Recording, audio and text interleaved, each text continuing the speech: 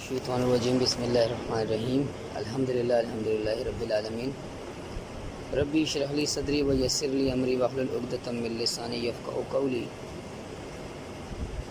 یا ایھا الذین آمنوا قوا انفسکم واہلکم نار صدق اللہ العلی العظیم ان اللہ وملائکتہ یصلون علی النبی یا ایھا الذین آمنوا صلوا علیہ وسلموا تسلیما درود پاک پڑھ لیں۔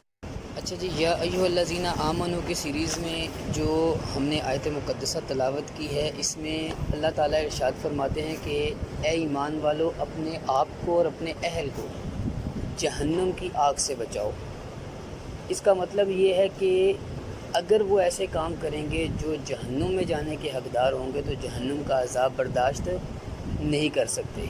اور حضرت علی شیر خدا اور حضرت عباس رضی اللہ تعالیٰ عنہ آپ فرماتے ہیں اس تفسیر کا مطلب یہ ہے آیت کا کہ اپنے آپ کو اور اپنے گھر والوں کو دین کا ادب سکھاؤ، اس کا علم سکھاؤ۔ اسی سیریز کے اندر ہم نے پہلے ادب کے حوالے سے پڑھا کہ ادب کی فضیلت کیا ہے اور ادب کا کیا مقام ہے دین کے اندر۔ جیسے آپ نے سنا ہوگا اکثر بزرگان دین بھی فرماتے ہیں کہ با ادب با نصیب، بے ادب بے نصیب، با ادب با مراد، بے ادب بے مراد۔ مطلب با ادب بندہ جون سا ہے وہ اللہ کی بارگاہ میں اور اللہ کے نبی علیہ السلام کی بارگاہ میں بھی مقبول ہے، اور جو بے ادب ہے وہ اللہ کی بارگاہ سے بھی دھتکارا جاتا ہے اور اللہ کے نبی علیہ السلام نے بھی اسے پسند نہیں فرمایا۔ پھر ہم نے اس کو آگے چل کے جو اللہ کے آداب ہیں، ہم اللہ کے بندے ہیں، انسان جس کا بندہ ہوتا ہے اس کا ادب اسے آنا چاہیے، ٹھیک ہے؟ تو بندہ ہونے کے ناطے بندے کو یہ پتہ ہو کہ میرے رب کا ادب کیا ہے۔ اگر اس کو یہی نہیں پتہ کہ اس پہ اپنے رب کا ادب کیا ہے تو وہ اپنے رب کی اطاعت کیسے کرے گا، فرما برداری کیسے کرے گا، اس کی معرفت کیسے حاصل کرے گا، نہیں کر سکتا، ٹھیک ہے؟ بے ادب بندے کو ماں باپ پسند نہیں کرتے۔ آپ کے سامنے کوئی بچہ بدتمیزی کر رہا ہو، آپ کہیں گے یہ بڑا بدتمیز آدمی بچہ ہے، اس سے بات ہی نہ کرو۔ کیوں؟ کیونکہ آپ کو پتہ ہے کہ یہ بڑے چھوٹے کی تمیز نہیں کرتا، ٹھیک ہو گیا؟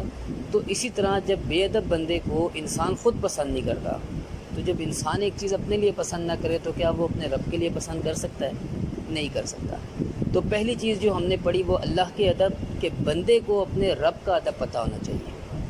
اس کے بعد اللہ کے نبی علیہ السلام کا ادب کیا ہے، یہ نبی علیہ السلام کے ہر امتی کو پتہ ہونا چاہیے جو آج ہم پڑھیں گے، کیونکہ بحیثیت ہم اللہ کے نبی علیہ السلام کی امتی ہیں تو اپنے نبی کا ادب اس امتی کو پتہ ہونا چاہیے کہ اللہ کے نبی علیہ السلام کا کیا ادب ہے، ٹھیک ہے؟ آپ اگر صحابہ کرام کی زندگیاں اٹھا کے دیکھیں نا تو آپ کو تاریخ میں جس طرح ادب اللہ کے نبی علیہ السلام کا صحابہ کرام اور اہل بیت نے کیا، آپ کو دنیا کی تاریخ میں کسی کا اس طرح ادب نہیں ملے گا۔ سمجھ آ رہی ہے کہ نبی علیہ السلام کے وضو کا پانی نیچے گرنے نہیں دیتے تھے۔ جب نبی علیہ السلام کے بال مبارک جو ہے کاٹے جاتے تھے تو صحابہ کرام طواف کر رہے ہوتے تھے کہ کوئی بال زمین پہ نہ گر جائے، یہاں تک کہ کھنگارتے تھے۔ جس طرح ہم یہ بلغم نکلتا ہے نا تو عام بندے کا جو ہے دیکھ کے ہمیں عجیب سی وہ ہوتی ہے کہ یار یہ کیا کر رہا ہے، لیکن اللہ کے نبی علیہ السلام کا وہ بلغم بھی صحابہ کرام زمین پہ نہیں گرنے دیتے تھے۔ لعاب دن نبی علیہ السلام کا زمین پہ نہیں گرنے دیتے تھے، ٹھیک ہے؟ بلکہ امام احمد بن حنبل رحمۃ اللہ علیہ کے اقوال میں آتا ہے کہ آپ اللہ کے نبی علیہ السلام کا ادب ایسے کرتے تھے آپ کے وصال کے بعد، ٹھیک ہے؟ یہ بات ایک اپنے ذہن میں رکھنے کہ عقیدہ اہل سنت والجماعت کا یہ عقیدہ ہے الحمدللہ، کہ جس طرح صحابہ کرام اللہ کے نبی علیہ السلام کی حیات میں ان کا ادب کرتے تھے، اسی طرح ان کی حیات کے بعد بھی امت پہ ویسا ہی ادب واجب ہے، ٹھیک ہے؟ اس میں زیر زبر کی بھی گنجائش نہیں ہے۔ کیوں؟ کیونکہ اللہ نے قرآن پاک میں بے شمار مقام کے اوپر جو ہے وہ جو ہے اللہ کے نبی علیہ السلام کی تعظیم اور ادب کرنے کا حکم دیا ہے، ٹھیک ہے؟ جیسے سورہ حجرات کے اندر ہے کہ ایک جگہ اللہ کے نبی علیہ السلام کے حوالے سے کہ بلکہ سورہ فتح میں، اے لوگو تم اللہ تعالیٰ اور اس کے رسول علیہ السلام پر ایمان لاؤ اور رسول علیہ السلام کی تعظیم اور توقیر کرو۔ کہ مطلب اللہ کے نبی علیہ السلام پہ ایمان بھی لانا ہے، یہ بھی ادب میں شامل ہے، لیکن ایمان لانے کے بعد پھر ان کی تعظیم اور توقیر بھی کرنی ہے، ٹھیک ہو گیا؟ تو امام احمد بن حنبل رحمۃ اللہ علیہ کے حوالے سے بیان کر رہا تھا کہ وہ مدینہ منورہ کی گلیوں میں ننگے پیر گھوما کرتے تھے، اس ڈر سے کہ کہیں میں جوتے پہن کے گھوموں تو کسی ایسی جگہ پہ میرا پاؤں نہ آ جائے جس جگہ اللہ کے نبی علیہ السلام نے پاؤں رکھا ہو، اور میں جوتی پہن کے اس پہ پاؤں رکھ دوں۔ یہاں تک کہ مدینہ منورہ کی جو دیواریں ہوتی تھیں نا، تو ان سے جا کے اپنا جسم مس کرتے تھے، تو لوگ پوچھتے تھے حضرت یہ کیا کر رہے ہیں؟ تو کہا ہو سکتا ہے میرے محبوب پاک کی نگاہ یہاں پڑی ہو۔ ادب کا معیار آپ کو بتا رہا ہوں، اور آپ نے پتہ نہیں کتنا عرصہ مسجد نبوی شریف میں درس حدیث دیا، اور درس حدیث دیتے ہوئے یہ جو کاغذ کا صفحہ ہے نا، اس کے پلٹنے کی آواز بھی کسی نے نہیں سنی، اس قدر ادب۔ سمجھ آ رہی ہے کہ آپ کا جو اولیاء کرام تھے، صحابہ کرام تھے، انہوں نے اللہ کے نبی علیہ السلام کی ایسی تعظیم اور توقیر کی کہ ہمارے لیے وہ راستہ بتا کے چلے گئے کہ آنے والی نسل کو بھی اپنے نبی پاک سے ایسی ہی محبت اور ایسا ہی ادب کرنا ہے۔ بلکہ اس میں ایک واقعہ ہے، صلح حدیبیہ کا واقعہ ہے، کہ جب قریش مکہ کے درمیان جو نبی علیہ السلام کا معاہدہ ہوا تھا نا، تو اس میں جو ہے عروہ بن مسعود مشرکین کی طرف سے آیا تھا معاہدہ کرنے کے لیے۔ تو جب وہ نبی علیہ السلام کے پاس سے گیا اور جو ادب دیکھا اس نے، تو جا کے اپنے جو آقا تھے، جو آقاؤں کے پاس گیا، تو انہیں جا کے وہ خاکہ کیا کھینچتا ہے کہ اللہ تعالیٰ کی قسم نہیں کھنکار پھینکتے اللہ کے نبی علیہ السلام مگر کسی کے ہاتھ پر پہنچتی ہے، کہ کھنکارتے بھی ہیں تو اللہ کے نبی علیہ السلام، تو وہ لعاب دن جو ہے وہ تھوک مبارک وہ بھی صحابہ زمین پہ گرنے نہیں دیتے، فوراً سے ہاتھ آگے کر لیتے ہیں کہ ہمارے ہاتھ پہ گرے، زمین پہ نہ گرے، ٹھیک ہے، اور اپنے ہاتھوں میں لے لیتے ہیں اور اس کو اپنے چہروں پر مل لیتے ہیں، کہ مطلب اس قدر پاک ہے وہ اللہ کے نبی علیہ السلام کا لعاب دن کہ وہ اپنے چہروں پہ مل لیتے تھے۔ سمجھ آ رہی ہے؟ پاکیزگی کی بات سمجھ آ رہی ہے؟ وجہ کیا ہے؟ اللہ کیا ہے؟ پاک۔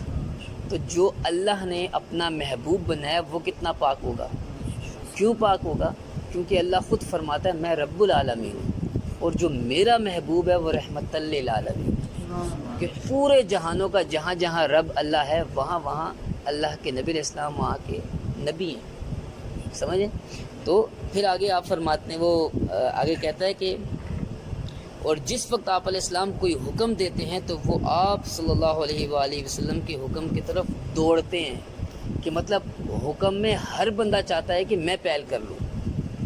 یہاں تو یہ ہے نا کہ ہمیں ماں باپ بھی کوئی کام کا کہہ دیتے ہیں تو ہم کہتے ہیں دوسرے کو چھوٹے اٹھ تو جا کر لے، تو کر لے، لیکن اللہ کے نبی علیہ السلام کا ادب کیا تھا کہ صحابہ کرام کی چاہت ہوتی تھی کہ اللہ کے نبی علیہ السلام مجھے کسی کام کا کہہ دے، اور کوئی حکم دیتے تھے تو ہر کوئی اپنے آپ کو آگے پیش کر دیتا تھا کہ میں پہلے حاضر ہوں یا رسول اللہ صلی اللہ علیہ وآلہ وسلم۔ اور جب آپ علیہ السلام وضو کرتے ہیں تو قریب ہے کہ وہ لڑ پڑے آپ علیہ السلام کے وضو کے پانی پر، کہ مطلب اتنا ادب کرتے تھے کہ اس قطرے کو بھی ضائع نہیں کرتے تھے، اور اگر کسی کے ہاتھ میں قطرہ نہیں آتا تو کسی صحابی نے اپنے اوپر وضو کا پانی لگا لیا تو دوسرے صحابی آ کے اپنا جسم اس صحابی کے ساتھ مس کر لیا کرتے تھے، ٹھیک ہے۔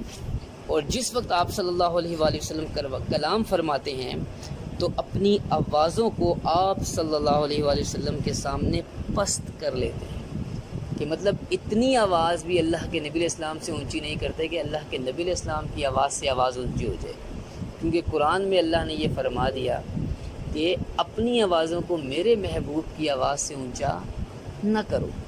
اس لیے آج بھی مسجد نبوی شریف میں جب جاتے ہیں تو با ادب لوگ جو اہل علم رکھتے ہیں وہ اس بات کا بڑا خیال رکھتے ہیں، وہاں پہ دبے پاؤں چلتے ہیں کہ پاؤں کی آہٹ بھی نہ ہو، اونچی آواز میں گفتگو نہیں کرتے، کلام نہیں کرتے، نبی علیہ السلام کے روضے مبارک کی طرف پیٹھ نہیں کرتے، ٹھیک ہے۔ بلکہ امام مالک رحمۃ اللہ علیہ سے کسی نے سوال کیا کہ جب وہ مسجد نبوی میں تھے تو کیا میں نبی علیہ السلام کی طرف منہ کر کے دعا کروں یا میں بیت اللہ شریف کی طرف منہ کر کے دعا کروں؟ تو آپ نے فرمایا تم ان کی طرف پیٹھ پھیرتے ہو جو تمہارے اور تمہارے باپ دادا حضرت آدم علیہ السلام کا بھی وسیلہ ہے، کہ مطلب قیامت والے دن وہ تمہارا وسیلہ بھی ہے اور حضرت آدم علیہ السلام کا وسیلہ بھی ہے، مطلب کہ سارے نبیوں کا وسیلہ، خاتم النبیین ہیں، تمام انبیاء کے سردار ہیں، امام ہیں۔ تو اس ہستی سے منہ نہ پھیرو بلکہ ان کی طرف منہ کر کے دعا کرو۔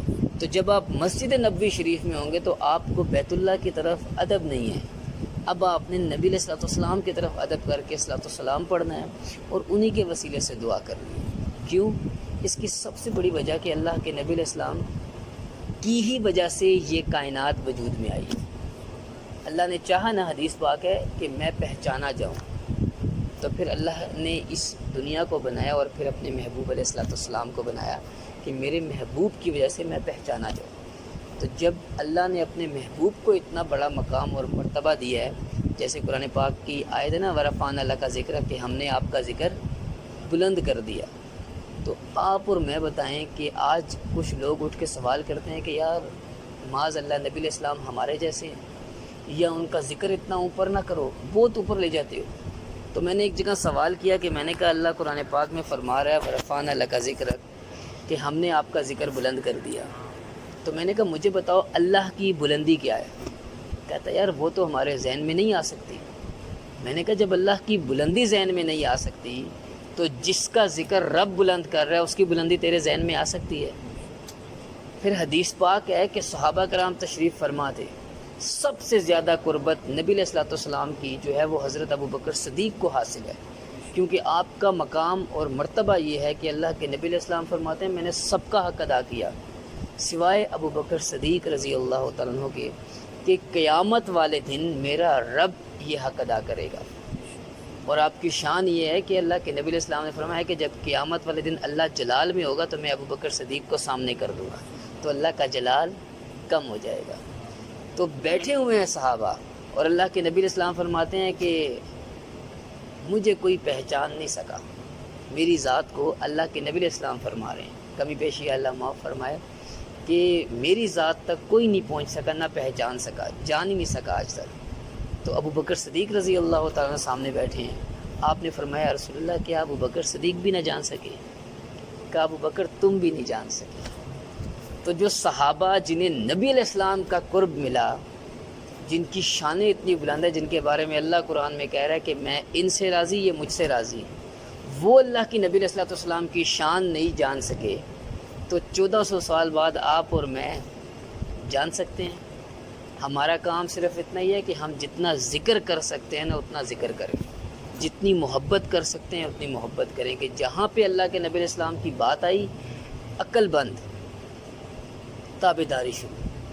یہی ادب ہے کہ نبی پاک کا نام آ گیا تو سب سے پہلے آپ علیہ الصلوۃ والسلام پہ درود پاک پڑھا جائے، ٹھیک ہے، صلی اللہ علیہ وسلم، یہ درود پاک پڑھا جائے، ٹھیک ہے، اور پھر آپ علیہ الصلوۃ والسلام کے احکامات، ان کے فضائل، ان کے شمائل، ان کے جتنے بھی جو سیرت ہے نبی علیہ الصلوۃ والسلام کی، یہ ہر امتی کو پتہ ہونا چاہیے کہ ہمارے جو نبی ہیں جنہیں ہم فالو کرتے ہیں وہ دنیا میں آئے تھے تو کیا پیغام لے کر آئے تھے، انہوں نے جو دین کی تبلیغ کی کس طریقے سے کی۔ ایسے ہی ساری دنیا میں آج اسلام پھیل گیا ہے، آج 1.5 ارب مسلمان پوری دنیا میں پھیلے ہوئے ہیں۔ فیس بک اور واٹس ایپ اور یوٹیوب تو نہیں تھا پہلے کہ پیغام پہنچتا، کس طریقے سے پہنچا پتہ ہی نہیں ہے ہم لوگوں کو۔ تو جب تک ہم اپنے نبی علیہ الصلوۃ والسلام کی سیرت نہیں پڑھیں گے ہمیں ان سے محبت پیدا ہی نہیں ہو سکتی، ان کا ادب ہی نہیں آ سکتا۔ کہ آج بھی آپ کے سامنے اللہ کے نبی علیہ السلام کا نام لیا جائے تو آپ جو ہے وہ با ادب ہو کے آنکھیں جھکا لیں۔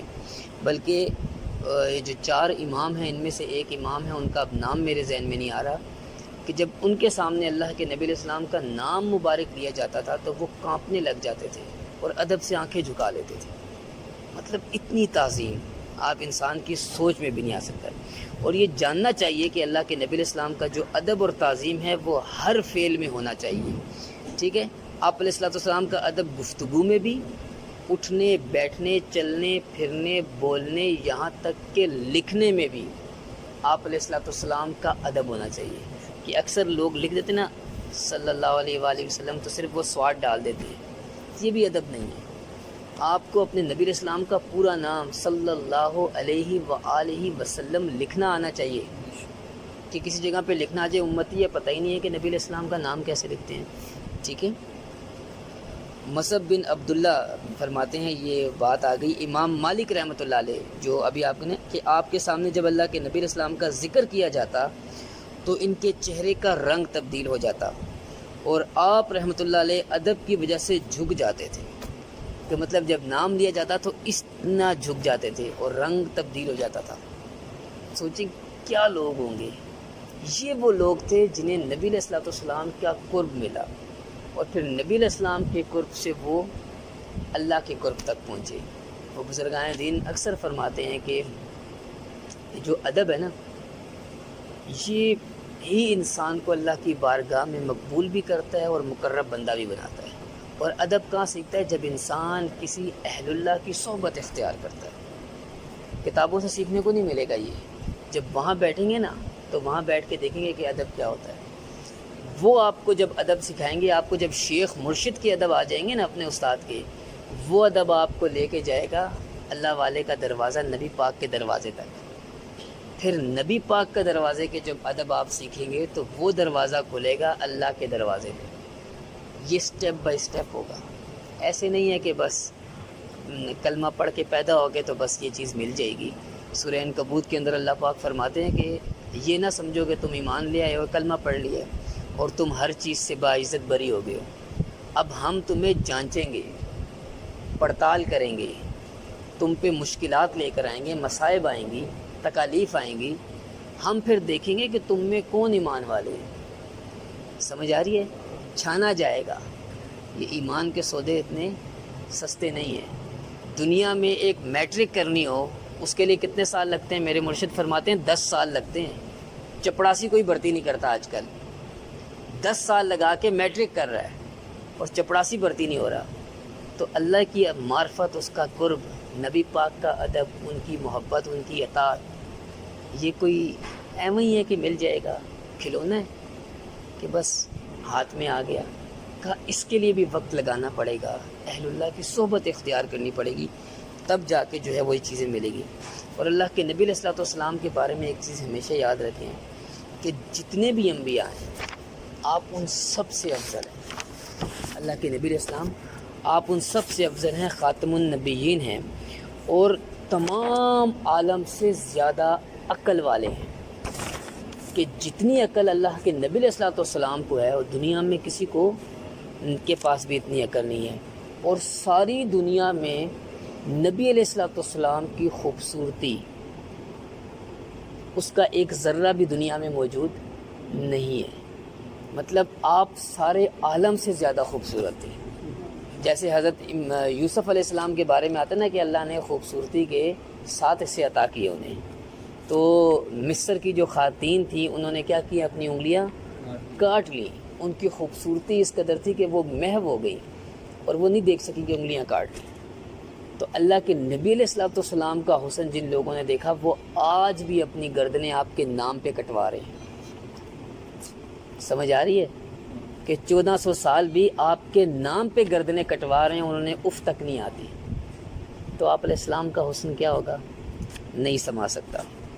پھر آپ علیہ الصلوۃ والسلام کا ادب کے لحاظ سے تھا کہ آپ کے جسم مبارک پہ اور آپ کے کپڑوں مبارک کے اوپر بھی کبھی بھی کوئی مکھی، کوئی کیڑا نہیں آیا، اور اگر کبھی کوئی مکھی آپ کے سر کے اوپر سے گزر جاتی تو جل جاتی تھی۔ اللہ کو یہ بھی گوارا نہیں تھا کہ میرے محبوب کے اوپر سے گزر جائے۔ ادب دیکھ رہے ہیں، اللہ کروا رہا ہے۔ پھر نبی علیہ الصلوۃ والسلام کا سایہ مبارک نہیں تھا۔ کیوں نہیں تھا؟ اس لیے تھا کہ کسی کا پاؤں آپ کے سائے مبارک پہ نہ آ جائے، اس قدر ادب۔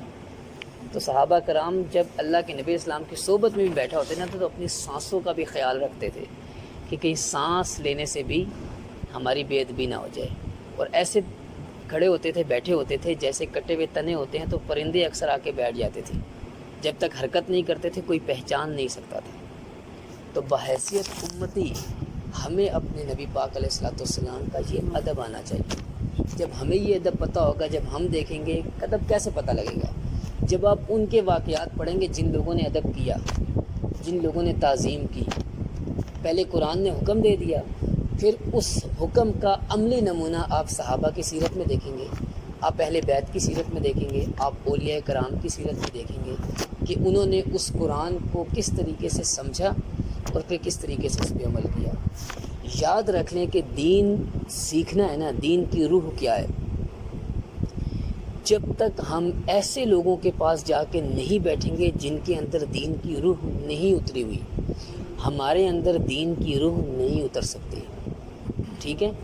آپ نے مکینکی کا کام سیکھنا ہو، آپ کسی لوہار کے پاس جا کے بیٹھ جاؤ، سبزی والے کے پاس جا کے بیٹھ جاؤ، آپ سیکھ سکتے ہو۔ سبزی والے کو کیا پتہ مکینکی کیا ہے؟ آپ کو مکینک کے پاس جانا پڑے گا، اس کے پاس جائیں گے، وقت لگائیں گے، سیکھیں گے تو آپ مکینک بن سکتے ہیں۔ ایسا ہی ہے، جس چیز کا بھی اسپیشلسٹ بننا ہے اس بندے کے پاس جانا پڑے گا۔ تو قرآن میں اللہ نے فرما دیا کہ اگر رحمان کی خبر لینی ہے تو کسی باخبر سے پوچھو۔ اس کا مطلب وہ جو اللہ کو جانتے ہیں، جنہوں نے اللہ کو جانا انہوں نے اللہ کے نبی علیہ السلام کو جانا، اور جنہوں نے نبی علیہ السلام کو جانا دین کو انہی لوگوں نے سمجھا۔ تو ان لوگوں کی صحبت جن کے اندر دین اترا ہوا ہے، جو خود پڑھتے ہیں پھر اس پہ عمل بھی کرتے ہیں، جب آپ ان کی صحبت میں بیٹھیں گے، جب وہ قرآن و حدیث بیان کریں گے تو پھر وہ صرف یہاں تک کان تک نہیں رہے گا، وہ اس کان سے ہوتے ہوئے پھر دل کے اندر دل کے تار چھیڑے گا، پھر آپ کو سوچنے پہ مجبور کرے گا، یار میں نے کلمہ پڑھا ہے، اتنا حق تو مجھ پہ بنتا ہے کہ مجھے اپنے نبی پاک کا پتہ ہو۔ یار ہم خود اپنے آپ سے سوچیں، سوال کریں کہ اتنی عمر گزر گئی، اتنی عمر میں ہمارے اندر اللہ کے نبی علیہ السلام کا کتنا ادب آیا؟ ہم اللہ کے بندے ہیں، اللہ کا بندہ ہونے کا حق کیا ہے ہمیں پتہ ہی نہیں۔ ہم نبی علیہ السلام کی امتی ہیں جس کے بارے میں انبیاء نے دعائیں کی کہ یا اللہ ہمیں نبی مت بنا، ہمیں امتی بنا دے، اور آج جو ہیں وہ ہم امتی اور ہمارے پاس ادب ہی نہیں۔ صرف حضرت عیسیٰ علیہ السلام جو آئیں گے نبی بن کے نہیں آئیں گے، امتی بن کے آئیں گے، نبی علیہ السلام کی شریعت پہ ہی عمل کریں گے۔ اور آپ کے احوال میں آتے ہیں کہ آپ جب اپنے حواریوں کو، جو آپ کے ان کے جو متعلقین تھے، جو ماننے والے تھے حضرت عیسیٰ علیہ السلام کے، آپ جب حضرت محمد صلی اللہ علیہ وآلہ وسلم کا تذکرہ فرماتے تھے تو آپ کہتے تھے کہ میری خواہش یہ ہے کہ کاش میں ان کی جوتیوں کا تسمہ ہی بن جاتا۔ وقت کے نبی یہ دعا کر رہے ہیں، کس کا تسمہ؟ اللہ کے نبی علیہ السلام کی جوتیوں کا تسمہ ہی بن جاتا۔ اور آپ اور مجھے اللہ نے امتی بنایا، اور امتی آج اپنے آپ کو دیکھ لے، کیا وہ باعث فخر ہے یا باعث رسوائی ہے؟ جس سے حضرت اقبال رحمۃ اللہ علیہ نے فرمایا نا، اس شعر پہ اپنی بات ختم کرتا ہوں، وہ معزز تھے زمانے میں مسلمان ہو کر، کہ جب انہوں نے کلمہ پڑھا تو اللہ نے انہیں عزتیں عطا کر دی، کیونکہ انہوں نے وہ کلمہ پڑھ کے اس کلمے کا نور اپنے سینے میں منتقل کر لیا اور دنیا میں وہ کلمہ پھیلایا۔ تو وہ معزز بنے زمانے میں صرف کلمہ پڑھ کے، اور آج تم خوار ہوئے تارک قرآن پہ۔ آج ہمیں پورا قرآن حفظ ہے، حافظ قرآن ہمارے ساتھ کتنے گھومتے پھرتے ہیں، حالتیں دیکھ لیں۔ تو کہنے کا مقصد یہ ہے کہ دین کی طرف لوٹنا، اپنے دین کو پڑھنا، نبی علیہ السلام کی سیرت مبارک پڑھنا، اس کے بارے میں سننا، ایسی محافل جہاں اللہ اس کے رسول کی بات کی جائے وہاں بیٹھنا۔ یہ کتنے منٹ ہم نے گزار لیے؟ 10 15 20 منٹ، یہ ہم گفتگو میں بھی گزار سکتے تھے، موبائل میں بھی گزار سکتے تھے، لیکن جو چیز یہاں بیٹھ کے اللہ نے ہمیں عطا کی وہ ہمیں وہاں نہیں ملتی۔ آخری حدیث پہ اختتام کر رہا ہوں کہ حدیث پاک ہے، جس طرح یہ ہم ذکر میں بیٹھے ہوئے ہیں نا، کہ جب اللہ کے نبی علیہ السلام فرماتے ہیں مختلف علاقوں سے لوگ آ رہے ہیں، مختلف خاندانوں کے لوگ آ رہے ہیں، آپ اور میں مختلف خاندان کے لوگ ہیں، آ کے بیٹھنے کا مقصد کیا ہے؟ اللہ کا ذکر کی مجلس ہو رہی ہے۔ تو اللہ کے نبی علیہ السلام فرماتے ہیں کہ جب یہ آئے تو اللہ نے ان کے سر جتنے گناہ تھے ان کو نیکیوں میں تبدیل کر دیا، اور اب اس ذکر میں بیٹھنے کا صلہ اللہ کیا دے رہا ہے کہ اللہ کہتا ہے فرشتوں کے ان کے نام لکھ دو، میں نے ان سب کو جنتی بنا دیا۔ پیسے لگیں کو ہم نے محنت اور مشقت کی ہے، آ کے اپنے لیے بیٹھے، ہماری ہی آخرت سنور رہی ہے۔ اللہ اور اس کے رسول کے تذکرے سن رہے ہیں، اور کس لیے؟ اپنے فائدے کے لیے، کہ فائدہ بھی ہمارا ہے۔ سمجھ آ رہی ہے؟ تو یہ اللہ کی کیا ہے؟ رحمت ہے۔ تو اللہ پاک سے دعا ہے کہ جو کچھ پڑھا ہے اللہ پاک آپ کو اور مجھے اس پہ عمل کرنے کی توفیق عطا فرمائے۔ آپ اور میں بہتر ہوں گے، اپنی تربیت کریں گے تو ہم اپنے خاندان کی تربیت کر سکتے ہیں، ایک معاشرے کی تربیت کر سکتے ہیں۔ اسی طرح جو ہے وہ پھر ملک میں بھی تبدیلی آتی ہے، اور اللہ سے دعا کیا کریں اللہ پاک اس ملک کو سلامت رکھے، تاکہ جس طرح ہم کھلے عام اللہ اور اس کے رسول علیہ السلام کی بات کرتے ہیں، اللہ پاک ہمیں قیامت تک اسی طرح بات کرنے کی توفیق عطا فرماتا رہے، اور اس پہ عمل کرنے کی بھی توفیق عطا فرمائے۔ وما توفیق الا باللہ۔